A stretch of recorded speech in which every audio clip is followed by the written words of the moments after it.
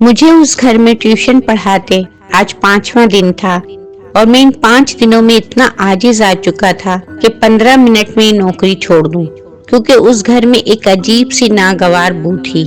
دیکھنے میں گھر بہت صاف ستھرا، لیکن بلی کی موجودگی کی بدبو، اف!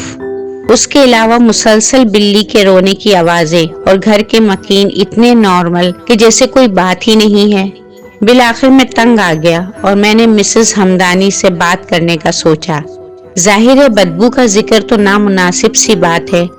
ہاں، بلی کے رونے کے بارے میں ضرور پوچھوں گا۔ میں سید اذان شاہ بخاری مسز ہمدانی کے پوتوں کو ٹیوشن دینے آتا تھا۔ بچوں کی چھٹی کے بعد میں نے کہلا بھیجا کہ میں ان سے ملنا چاہتا ہوں۔ مسز ہمدانی ایک پروقار خاتون تھیں۔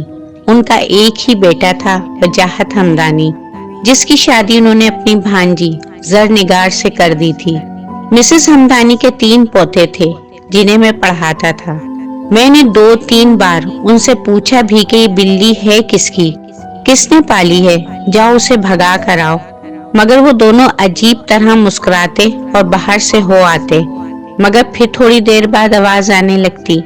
گھر بہترین لوکیشن پر تھا اور اعلیٰ طرز تعمیر کا منہ بولتا نمونہ تھا، مگر مجھے ان 5 دنوں میں عجیب سی گھٹن محسوس ہوئی اور روشنی بہت مدھم، دبیس پردے، ماحول کچھ عجیب اور پراسرار خاموشی، صرف بلی کے رونے کی آواز، کبھی دھیمی تو کبھی تیز، کبھی گڑاہٹ تو کبھی معصومیت۔ لیکن حیرت کی بات یہ ہے کہ میں نے آج تک وہ بلی دیکھی نہیں تھی۔ مجھے لگتا تھا کہ بلی کمرے سے باہر ہے، مگر کبھی کمرے کے اندر داخل نہیں ہوئی۔ میں اس کی منحوس آواز سے اتنا بیزار تھا کہ اگر وہ نظر بھی آ جاتی تو اپنا 2.5 کلو کا جوتا بغیر آسرا کیے اس کے سر پر دے مارتا۔ مگر خیر، یہی سب کچھ سوچ رہا تھا کہ مسز ہمدانی کمرے میں آئی اور مجھے بیٹھنے کا اشارہ کرتے ہوئے بولی، ہاں تو میاں اذان، خیر ہے سب؟ ہمارے پوتوں کی کوئی شکایت ہو تو بلا خوف و خطر کہہ دیں، ہم پڑھائی کے معاملے میں چھوٹ دینے کے عادی نہیں۔ بڑے پوتے کی طرف مسکراتے ہوئے دیکھ کر وہ بولی۔ اسی اسنا میں خانسامہ چائے لا چکا تھا۔ میں نے مسکرا کے چائے کا کپ ہونٹوں سے لگایا اور بات کرنے کے لیے مناسب الفاظ تلاش کرنے لگا۔ مسز ہمدانی، میں کچھ کہنا چاہتا ہوں۔ انہوں نے مجھے ٹوکا اور کہا کہ اذان میاں، یہاں سب ہمیں آغا جان، شوہر کی نسبت سے آغا جانی کہتے ہیں۔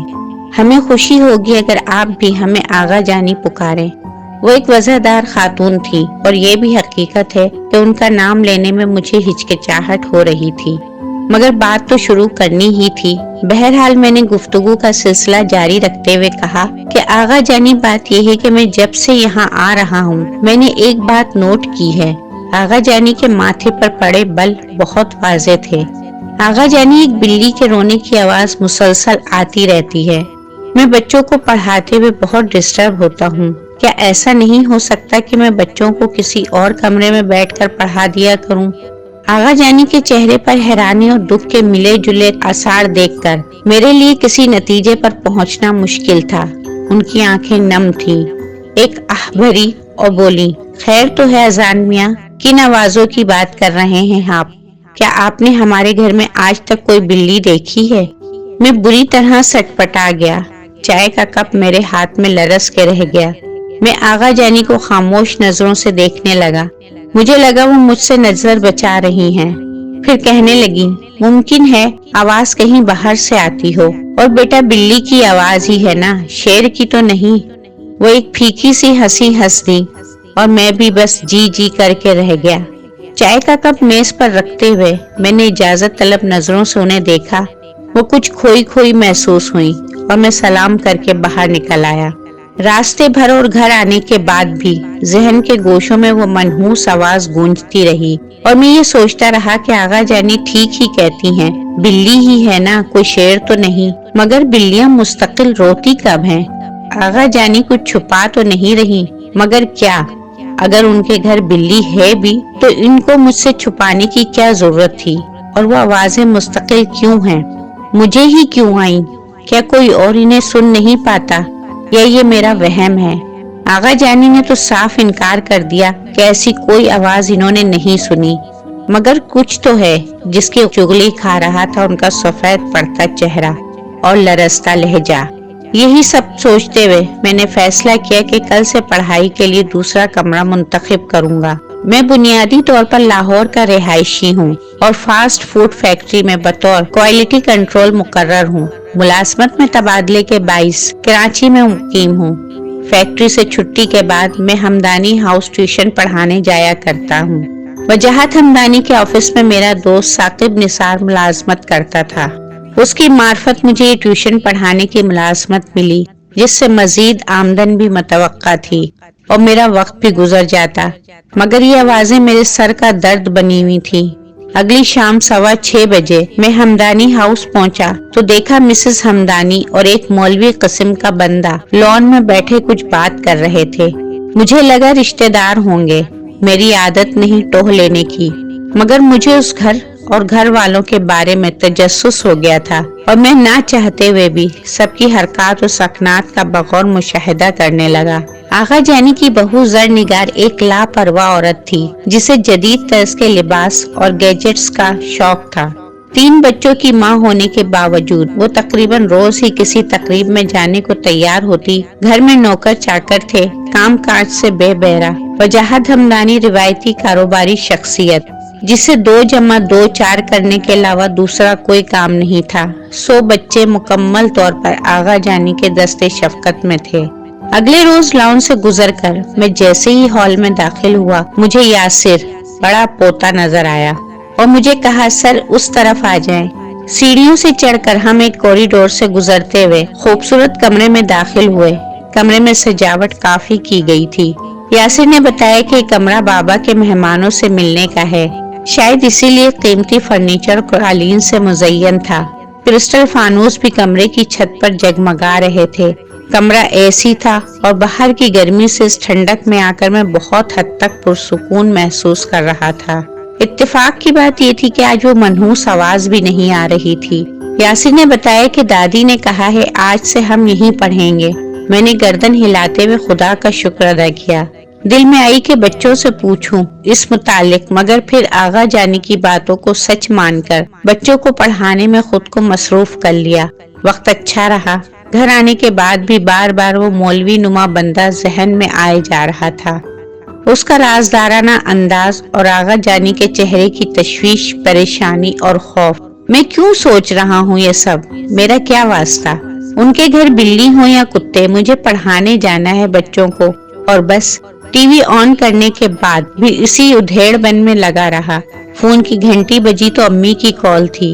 جب سے کراچی آیا ہوں امی تقریباً روز ہی 10 سے 11 کے درمیان کال کر کے خیریت لیتی تھی۔ آج بھی معمول کے مطابق کال تھی، مگر امی پوچھنے لگی، وہ کون سی بات ہے جو تمہیں الجھا رہی ہے؟ اور میں چاہ کر بھی امی کو اصل بات نہ بتا پایا۔ بس اتنا ہی کہہ سکا کہ تھکن ہے، دم کر دیں۔ میری عادت ہے اور امی کا معمول کہ گھر سے نکلتے ہوئے اور سونے سے پہلے دم کیا کرتی ہیں، تو کراچی آنے کے بعد بھی یہ سلسلہ فون کے ذریعے جاری رہا۔ ایک تسلی سی ہو جاتی ہے اور پھر ماں کی دعا جنت کی ہوا والی بات ہے۔ اگلی صبح پھر فیکٹری اور زندگی کی گہما گہمی۔ شام میں ہمدانی ہاؤس اور پرسرار خاموشی۔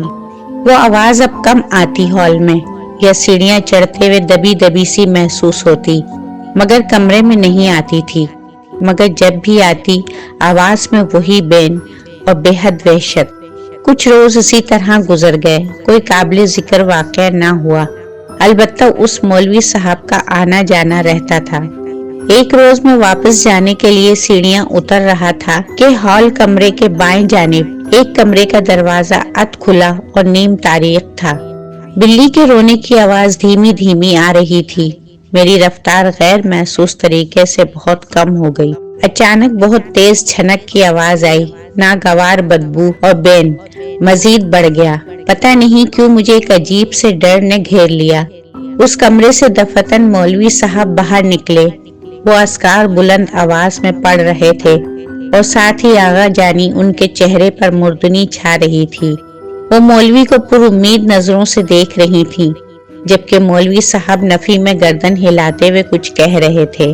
جو ہی آغا جانی کی نظر مجھ پر پڑی، انہوں نے لپک کر کمرے کا دروازہ بند کیا۔ میں جھینپ سا گیا۔ مجھے سچ مانے بہت شرمندگی ہوئی، بہت نامناسب حرکت سرزد ہوئی تھی، مگر میں بھی کیا کرتا، یہ تجسس، یہ راز میرے ذہن پہ سوار ہوئے جا رہا تھا۔ میں آغا جانی سے نظر بچاتے ہوئے باہر نکل گیا۔ ابھی میں لان میں ہی تھا کہ میرا فون بجنے لگا۔ فون فیکٹری سے تھا تو نہ چاہتے ہوئے بھی اسی وقت ریسیو کرنا پڑا۔ کچھ دفتری معاملات سمجھانے تھے فوری۔ میں چہل قدمی کرتے ہوئے فون پر بات کر رہا تھا۔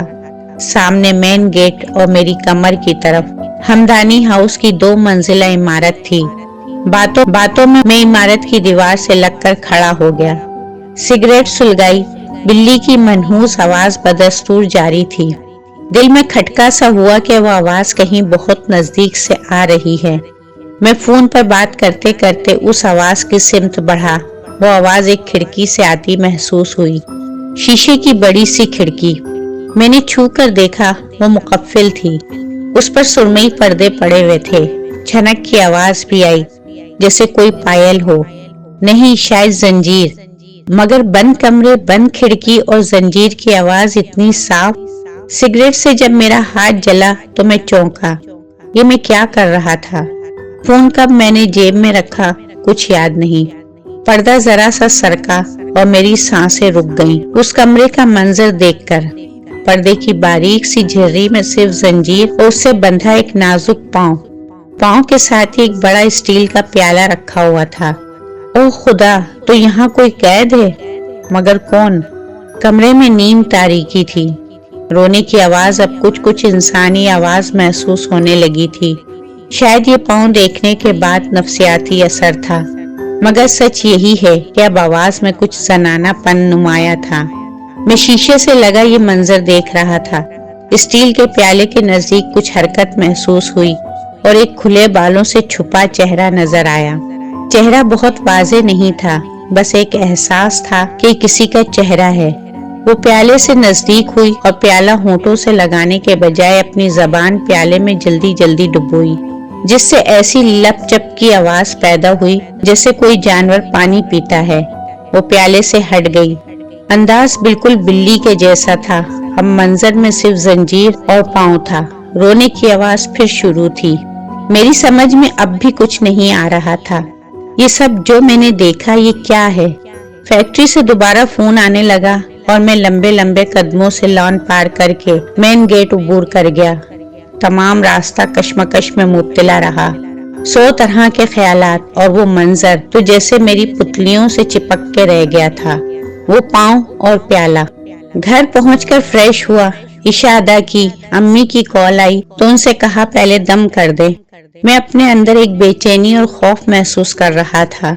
وہ کھڑکی بند تھی، مگر اس کی زبان دودھ کے پیالے میں ڈوبنے سے لپ چپ کی جو آواز پیدا ہوئی وہ اب تک میرے کانوں میں گونج رہی تھی۔